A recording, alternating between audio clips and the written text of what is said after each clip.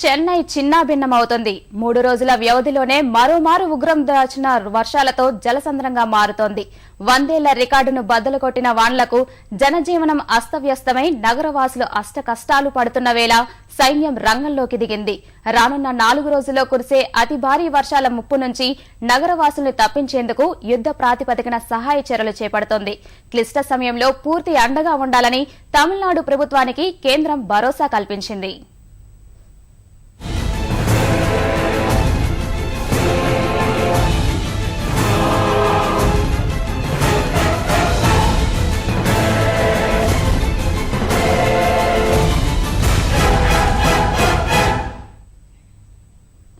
వరుణుడి ప్రకోపంతో తమిళనాడు రాజధాని వణికిపోతోంది. సోమవారం రాత్రి నుంచి కురుస్తున్న భారీ వర్షాలకు చెన్నై మరోమారు జలసంద్రమైంది. రహదారులు, ఇళ్లల్లోకి పెద్ద ఎత్తున వరద నీరు ప్రవేశించడం, రవాణా, విద్యుత్కు తీవ్ర ఆటంకం ఏర్పడుతున్న పరిస్థితుల్లో నగరవాసులు ప్రత్యక్ష నరకం చూస్తున్నారు. దాదాపు 15 రోజుల పాటు భారీ వర్షాలతో చెన్నైను ముంచెత్తిన వరుణుడు మరోమారు నగరంపై ప్రతాపం చూపిస్తున్నాడు. సోమవారం రాత్రి నుంచి ఎడతెరిపి లేకుండా కుండపోత వానలు కురిపిస్తూ స్థానికుల్ని భయభ్రాంతులకు గురిచేస్తున్నాడు. నైరుతి బంగాళాఖాతంలో నెలకొన్న అల్పపీడనం కారణంగా కురిసిన భారీ వర్షాలు 100 ఏళ్ల రికార్డును తిరగరాశాయి. నెల రోజుల సగటు వర్షపాతం ఒక్కరోజులోనే నమోదవగా నదులు, సరస్సులు ఉప్పొంగి ప్రవహిస్తున్నాయి. ఫలితంగా చెన్నై శివారు ప్రాంతాలు సహా పుదుచ్చేరిలోని అనేక ప్రాంతాలు నీట మునిగాయి.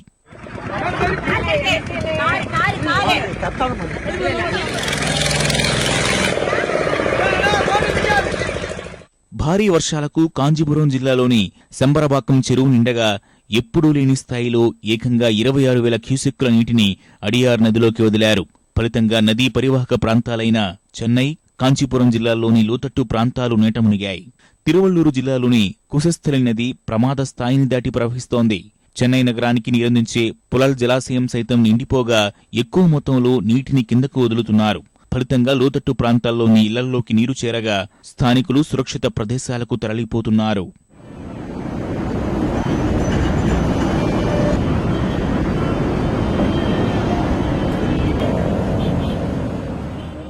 కొద్ది రోజుల క్రితం వరకు కురిసిన భారీ వర్షాలు మిగిల్చిన నష్టం నుంచి తేరుకోకముందే మరోమారు కుండపోత వానలో పడడం చెన్నై వాసుల్ని తీవ్ర ఆందోళనకు గురిచేస్తోంది. అనేక వీధులు చెరువుల్ని తలపిస్తుండగా పడవలపై ప్రయాణం చేయాల్సిన దుస్థితి ఏర్పడింది.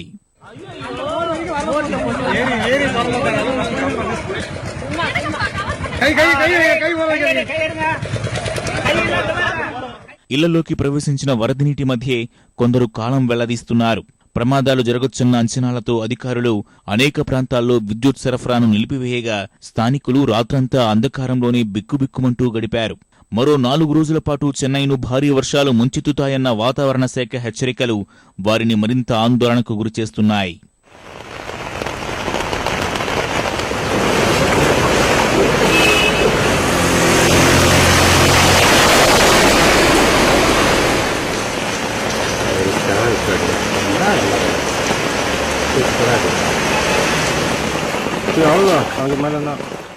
వరుణుడి ప్రకోపంతో చెన్నైలో జనజీవనం దుర్భరంగా మారింది. కాలు బయటపెట్టే పరిస్థితి లేక అనేక మంది ఇళ్లకే పరిమితమవగా అత్యవసర పని మీద బయటకొచ్చిన వారు ప్రత్యక్ష నరకం చూస్తున్నారు. ఎక్కడికక్కడ జలమయమైన రహదారులు, వర్షాల కారణంగా పడిన గోతుల మధ్య వాహన చోదకులు భయంగా ప్రయాణాలు సాగిస్తున్నారు. చెన్నై నడిబొడ్డున ఉన్న మధ్య కైలాస్ ఆలయం వద్ద రహదారిపై భారీ గుయ్యి ఏర్పడగా వాహన రాకపోకలకు తీవ్ర అంతరాయం ఏర్పడింది.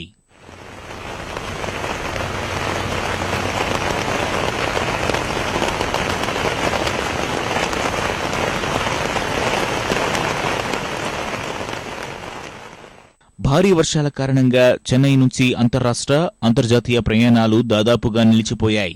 చెన్నై విమానాశ్రయం జలమయమవగా విమాన రాకపోకల్ని అధికారులు నిలిపివేశారు.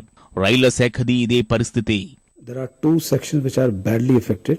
One is Chennai Egmore Vilupuram section and the other is Chennai Central Gudur section.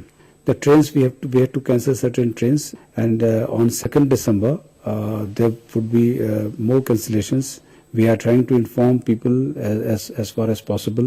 Senior officers of Chennai division are camping at control room of Chennai division, monitoring the situation, keeping an eye on it. The moment situation improves, so we hope to improve our traffic operations in those areas. తమిళనాడులో భారీ వర్షాల కారణంగా మరోసారి విద్యా సంస్థలు మూతపడ్డాయి. November ద్వితీయార్ధం నుంచి విద్యా సంస్థలు పనిచేయట్లేదు.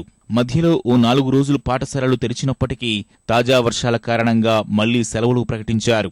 ఈ నెల 7 నుంచి రాష్ట్ర వ్యాప్తంగా జరగాల్సిన అర్ధ సంవత్సర పరీక్షల్ని పాఠశాల విద్యాశాఖ వాయిదా వేసింది. తమిళనాడులోని మద్రాస్, అన్నా సహా వేరువేరు విశ్వవిద్యాలయాల్లో జరగాల్సిన పరీక్షల్ని వాయిదా వేశారు.